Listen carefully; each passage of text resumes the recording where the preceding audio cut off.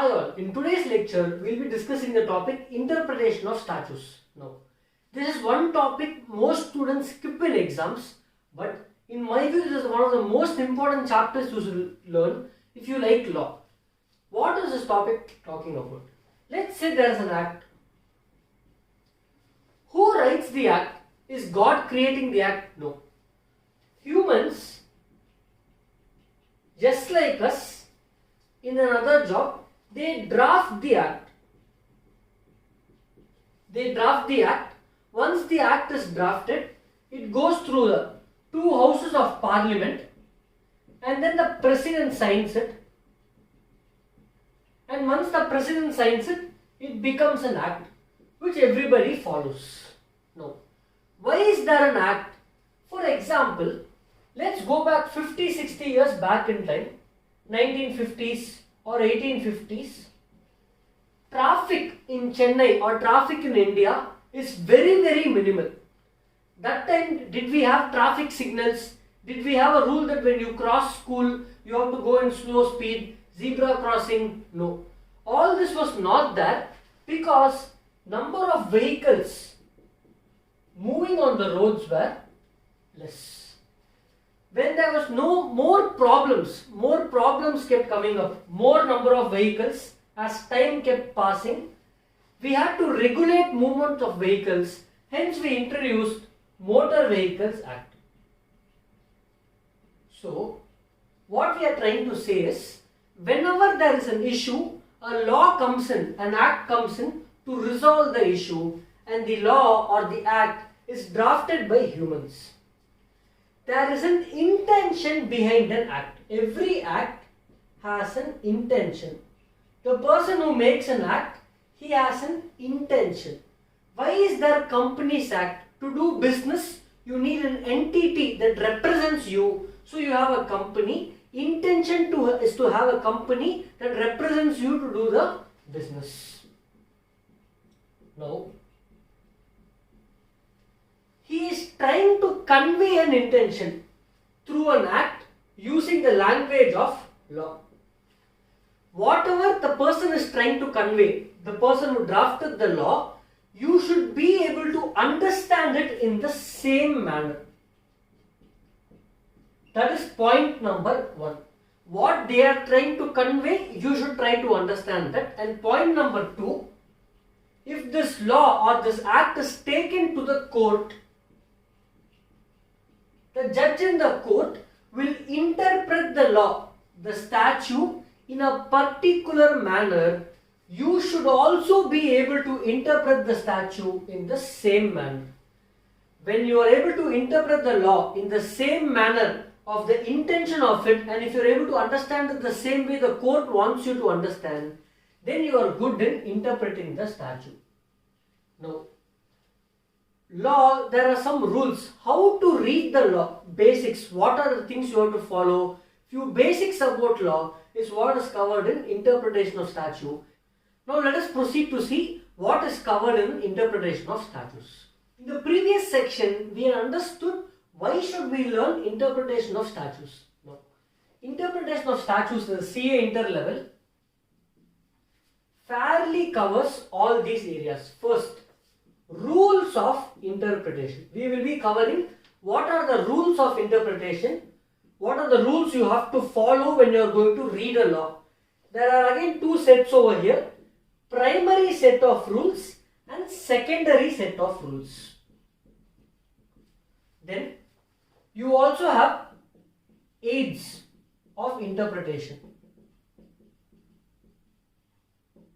meaning what is going to help you read a law or an act. They are classified into two parts. Internal aids, meaning those aspects within the act itself that is going to help you understand the law better, and external aids, those aspects which is outside the law which is going to help you understand the law. And lastly, few other miscellaneous small concepts in this thing. So we will start off with understanding what is aids of interpretation, then proceed to rules of interpretation, and then see the small other concepts. In the previous section, we understood the structure of interpretation of statutes. Now let us start with internal aids and external aids, which helps us interpreting the law. First, let's start with internal aids, meaning all these are already part of an act. Now we will see whether these things can be used for interpreting the section. There is a section, the main thing is the provision of a section, whether these things can be used to understand and interpret the provision of the law. First, title of the act or statute. Title can be of two types, short title and long title. Generally, title is the name of the act, the Indian Contract Act, the Companies Act. It will be mentioned in section 1. Long title can be used for interpreting the law. Preamble. What do you mean by preamble? Preamble is more like a tool. It is like a tool which the lawmaker is given to draft the law. For example, let's say tomorrow the government wants to draft an act. Today we have so many guidelines for coronavirus. You have to wear a mask, you have to sanitize before entering a restaurant, all these things. These are just guidelines given and people might follow, might not follow. Tomorrow if they say, draft an act creating guidelines which people have to follow until a vaccine is released. This is a preamble which is given for a lawmaker. Using this as a base, he will draft an act. Preamble can generally not be used for interpreting the law unless there is an ambiguity or confusion in the law. Then refer to the preamble to understand what was the object with which this law was drafted. Heading and title. Just like how preamble is for the act, every section will have a heading. Every section will have a heading or a title. Now, heading or title is only to understand what the section is going to be about. You cannot use this for interpreting the meaning which is given within the section.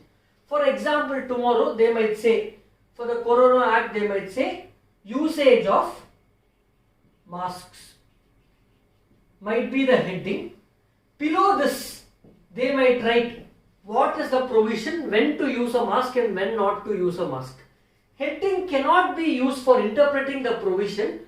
If there is a confusion in the provision, you can refer to the heading to understand what the provision will be about. Marginal notes. Sometimes some sections will have below the section or in the side of the section some small marginal notes. These marginal notes are like hints or some explanations which are given here. Not exactly explanations.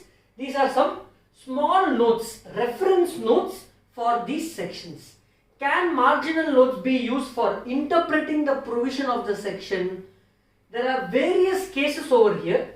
Some cases have decided saying courts can use this for interpretation. Some have said courts cannot use this for interpretation.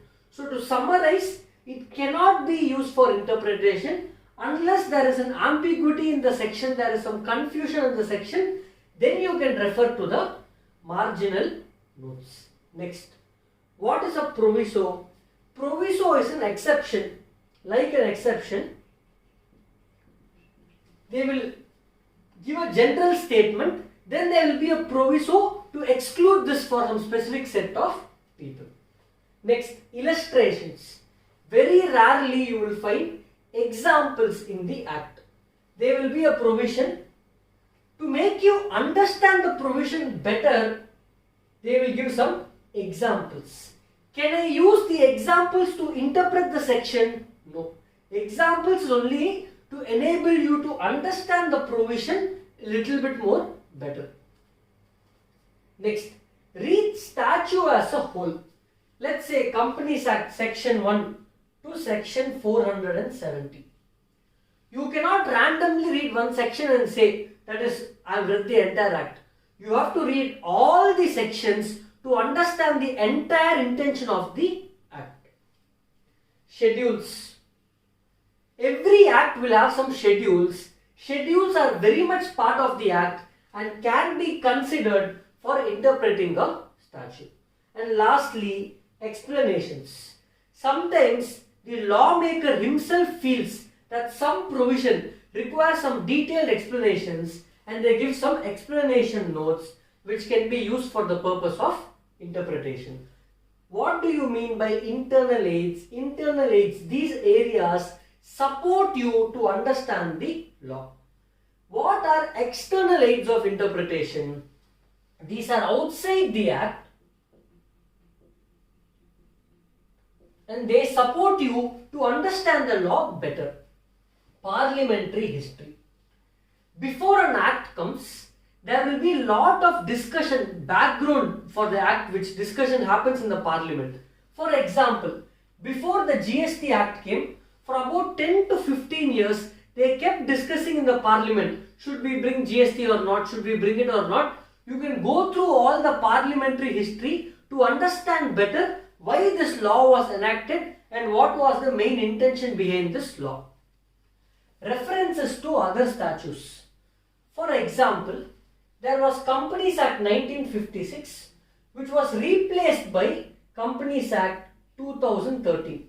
So, whenever you are reading the Companies Act 2013, if you have a few doubts in relation to few provisions, you can always refer to 1956 old act to understand what was the provision earlier.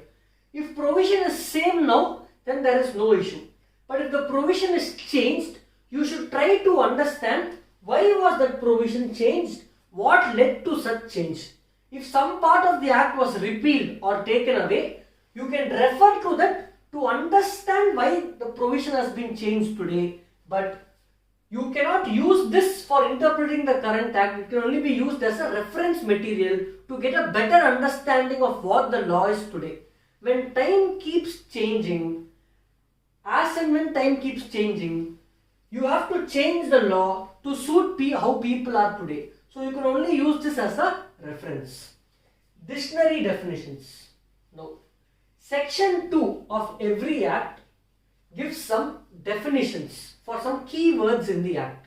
However, all the words will not be defined in the act. Some words, if you are not able to understand the meaning, and if definition is not given in the act, then you can refer to the dictionary to understand the general meaning of that word. Last one, use of foreign decisions, foreign case laws. Can I use foreign cases to understand the Indian law? For example, Companies Act, first concept, separate legal entity. To explain the concept of separate legal entity, we used to refer to the case law Solomon versus Solomon. Solomon versus Solomon is a foreign case law in English law. We are still using it to understand the concepts of Indian law. So foreign decisions can be used if it has relevance in the Indian law. So this in brief is about what are internal aids and what are external aids for an act. Now let us proceed to understand what are the various rules, primary and secondary rules of interpretations. Now let us discuss the primary rules of interpretation of statutes. The very first rule is literal construction, or also known as grammatical construction. Meaning, in simple terms, when law is clear, you are able to understand what is mentioned over there. Follow that. Do not try to question the meaning of the law when it is clear. For example, they say auditors should be rotated once in every 5 years. Over there, the meaning is very clear. You cannot go and change the meaning over there and try to do something else. For example, in auditing Caro clauses, one of the Caro clause says, fixed asset clause says, verify the title deeds of immovable property. What is your work? Go verify the title deeds of immovable property only. You cannot go and see movable property, give me title deed of car, give me title deed of other vehicles. No. What is mentioned in the law, do that. Whenever the grammatical meaning is very clear and simple, follow what is given there. Second, earlier all the courts used to give decisions based on literal construction. Second rule, reasonable construction, or also known as the golden rule of interpretation of statutes. Today, all the courts follow this. In simple, it says follow common sense.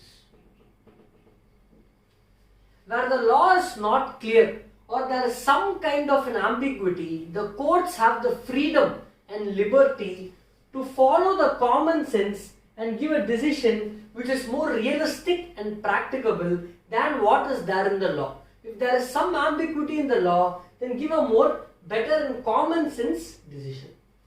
That is called rule of reasonable construction. You can give some benefit, try to give benefit to the intention of the law over than what is written in the law because of some small grammatical mistakes. Do not literally go by the grammatical meaning. Have some scope for reasonable construction, which is known as golden rule. Next, Hayden's rule or beneficial construction. Let me give you a small example to understand this. Earlier, under the Income Tax Act in section 54 EC, it says to avoid capital gains, you can invest 50 lakhs within 6 months from the sale in one financial year. So for tax planning, what people used to do, they used to sell the asset in such a way and invest the money in such a way that in March, they used to invest 50 lakhs and April they used to invest another 50 lakhs. So they used to get double benefit, 50 lakhs plus 50 lakhs, 1 crore. To avoid this, the law was now amended. So Hayden's rule is saying, if there is a law, first, is there a defect in the law? There is a loophole. Whenever there is a loophole, it is called defect in the law, mistake in framing of the law. Second, to avoid this defect, to rectify this, what are we doing? Drafting a new law or bringing in an amendment. Then there is a new law. So try to find out what is the defect in the old law, how has it been corrected, what is the current status in the new law, give benefit for the new law. Hayden's rule is saying beneficial construction. Again, go by the intention of the law and not what is the grammatical meaning of the law. Next one, harmonious construction says, read the entire act, statute as a whole and don't read one provision separately. When will this come?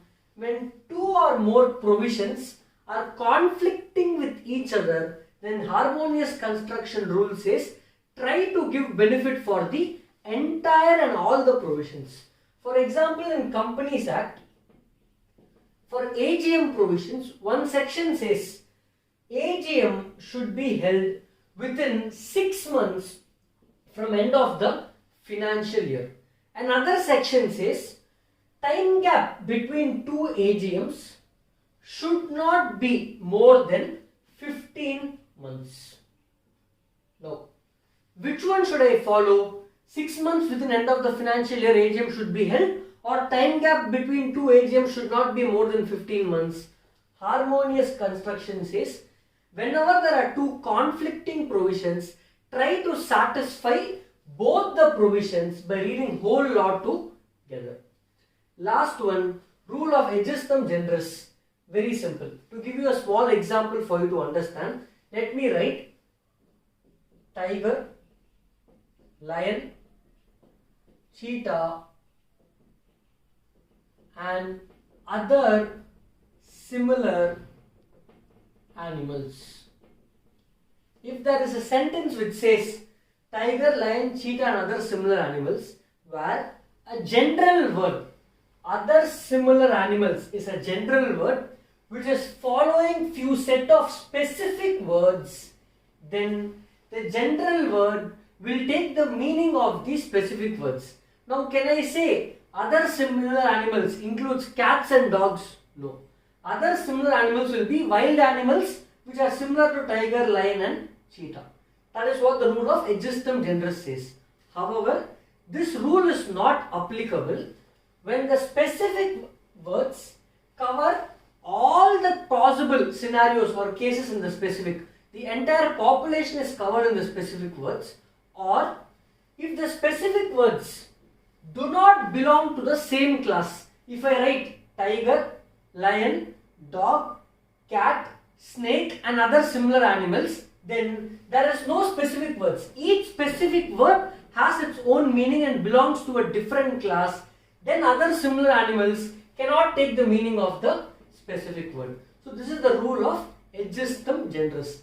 These are some principles which you follow while interpreting an act. For example, if there is a grammatical issue in the law, if there is a small mistake in the law, then you cannot follow grammatical interpretation because it defeats the object of the law. Then you have to go to reasonable construction to give the benefit to the intention of the law over than what is written. So who will follow all these things? We will not follow much of this.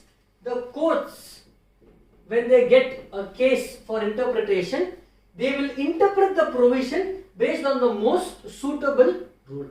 Now let us understand the secondary rules of interpretation. Now let us discuss few secondary rules. Secondary rules is, first one, nocita res ausis. Another simple is rule of associated words. If there are going to be two words associated to each other, together read, what meaning will you give it? Best example for this, if I write property, plant and equipment, the word plant, can I say plant is like tree? No. Plant here is associated with property and equipment, and here plant is taking the meaning of plant and machinery, property, plant and equipment. I cannot say plant is the trees you see here. That is the rule of nocita res ausis. Expressio unius est exclusio alteris says, when I expressly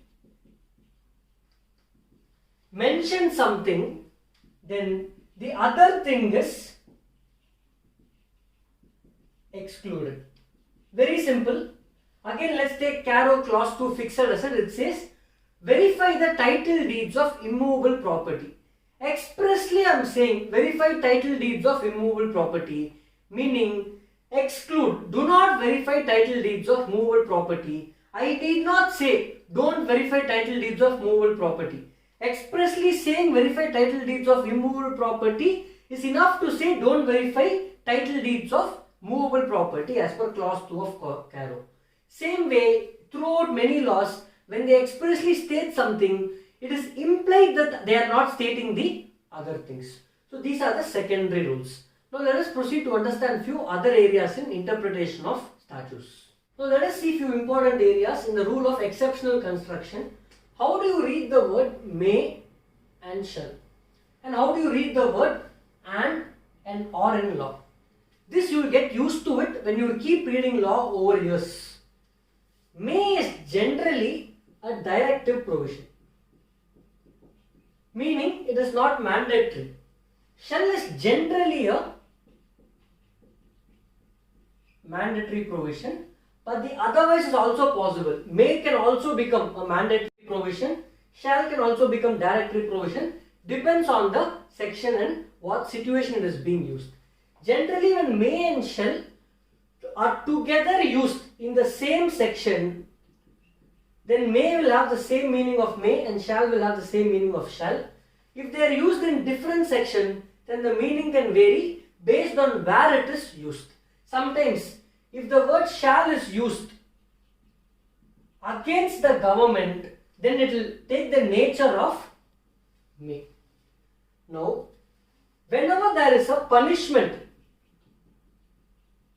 for non-compliance with law, that is mandatory, it becomes a shall. Coming to and or. And is again in the nature of mandatory, where you have to comply with this and comply with that. Or is used in case of optionals, where either this or that. Generally, and is used for a sentence and or is used for a clause. Now, to get in-depth understanding of this, when you keep reading law in detail, you will get actual meaning of this. Situationally, it will change, but overall understand May is a directive provision, shall is a mandatory provision, or an and depends on the case. So this is about interpretation of statutes. Thank you.